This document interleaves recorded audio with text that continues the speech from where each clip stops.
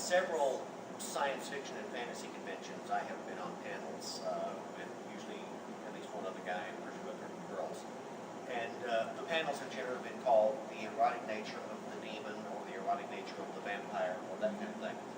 And one of the themes that keeps coming up in these panels that why these larger than life characters seem to cause certain girls to melt is that there is this psyche, both in certain females and in certain males, about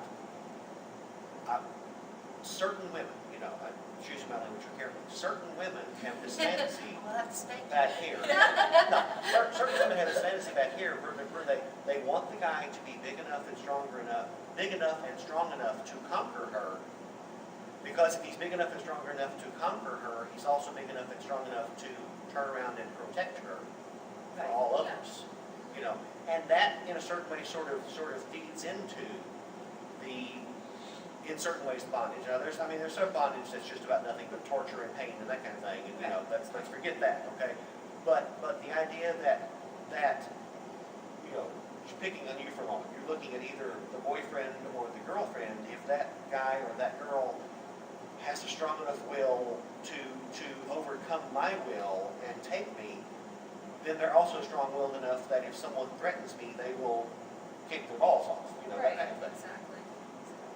And you know, it's going back to the topic of the discussion was, you know, eroticism versus pornography. Right. Now, you know, I don't know if some of you are interested in the comic world, where, you know, Wonder Woman, she has a rope and her lasso, catching a villain, tying up. Now, is that eroticism, or is it just purely entertainment? Oh, it's got elements of Right, eroticism, I exactly. think, because there a lot of guys who have, I think, submissive tendencies don't want to believe that they could submit to someone who was like your height, okay? You know, but like if that she's all-powerful woman. if she's 5'10" without heels and she's like a bodybuilder, oh, take me, baby. You know, that's their point of view on things.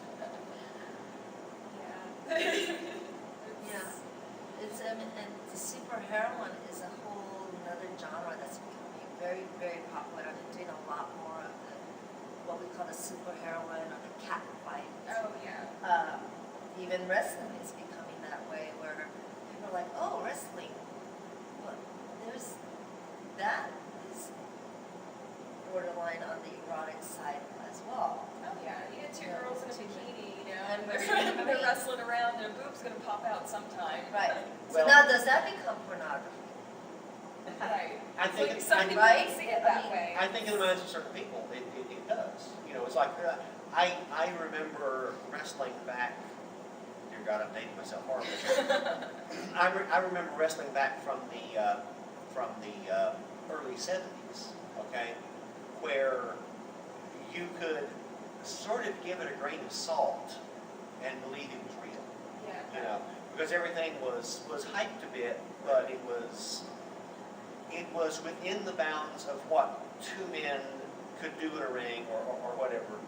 And you know, you didn't have the big, super pumped up muscles, and you know, the women who were the wrestlers didn't have the overly curvy bottoms and, you know, the 5-gallon breast implants and whatever.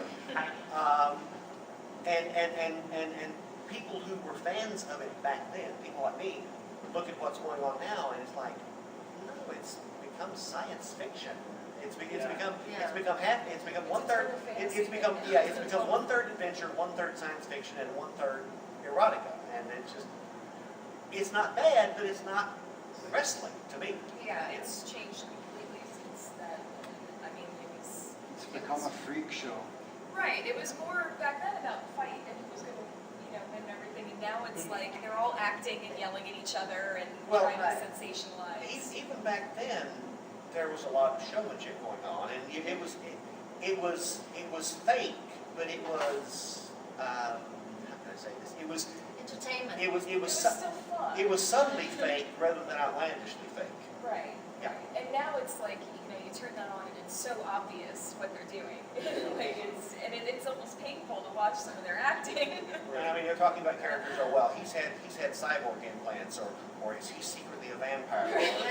Yeah, that- okay, Well, it well, actually used to be about wrestling, and now it's table stunts and people hitting each other with barbed wire The bats. chairs and Yeah. everything.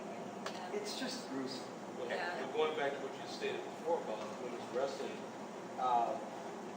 all this stuff is primarily, and this is disrespectful to the models here, is to create a response, a sexual response. In theory, pornography is one.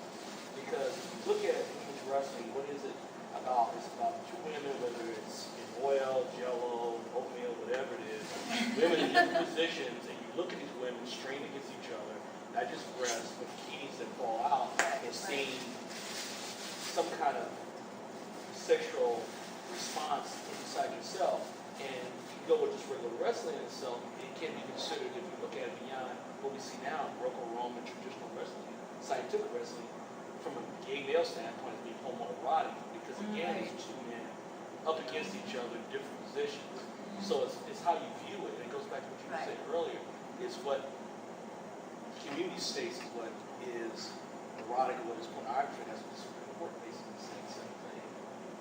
how many people in here so far have seen the movie Inception? Okay. Stepping to the side for a moment, Inception, to me, has one of the most beautiful love stories in it. Between, not DiCaprio, with the number 2 guy, the number 2 male lead who used to be on Third Rock from the Sun, and Joseph Ellen Page. Gordon-Levitt. Yeah, Ellen Page. There's just sort of this puppy love going on between them.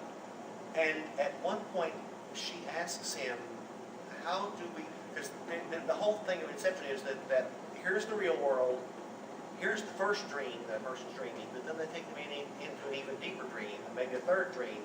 So at a certain point, you need some kind of a test to figure out whether or not you're in reality. And so, she looks at him and she says, so how do we know that we're where we should be? And he says, well, kiss me.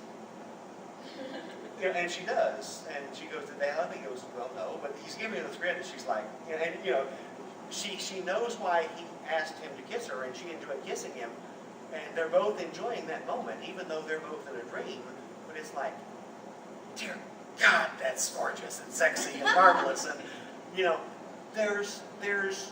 she's pretty and she's professional, but she has this way that she turns and looks at him and so on and so forth. And just sit back and watch it, because although nothing is ever shown,